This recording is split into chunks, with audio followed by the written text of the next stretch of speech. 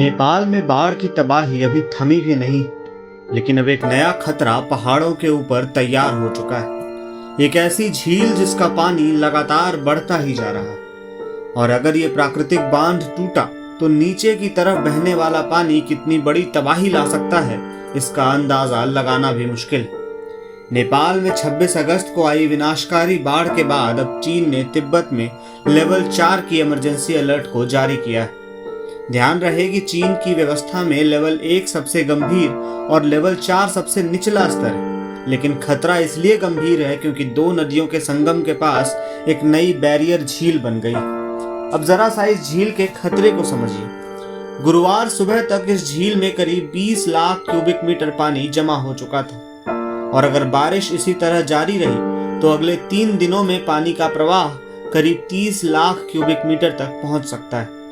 यानी पहाड़ों में पानी जमा हो रहा है और दूसरी तरफ लगातार बारिश इस प्राकृतिक बांध पर दबाव बढ़ा रही है। यहाँ सबसे बड़ा डर है कि अगर ये बैरियर झील टूटी तो पानी बेहद तेज रफ्तार से नीचे की ओर दौड़ जाएगा, जैसा कि बीते दिन भी नेपाल में हो चुका है। चीन नेपाल सीमा के पास के निचले इलाकों और गिरोंग पोर्ट पर इसका सीधा खतरा बताया जा रहा है। यानी जिस इलाके ने अभी तुरंत बाढ़ की मार देखी है, वहां एक और जल प्रलय का खतरा मंडरा रहा है। और खतरे की गंभीरता का अंदाजा इसी बात से लगाइए कि चीन ने इलाके की निगरानी के लिए सैटेलाइट और ड्रोन तक तैनात कर दिए।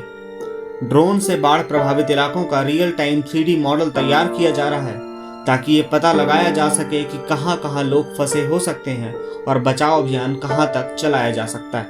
यहाँ खतरा सिर्फ बाढ़ का नहीं, खतरा उस पानी का है जो पहाड़ों के बीच जमा हो रहा है। एक तरफ तबाही से जूझता नेपाल, दूसरी तरफ बढ़ता हुआ पानी।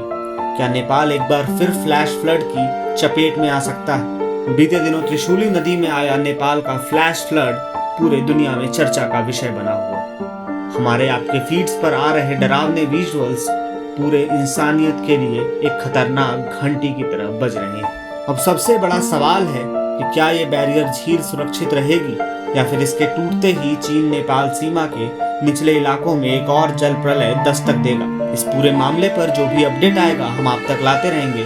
तब तक देखते रहिए प्रभात खबर। शुक्रिया।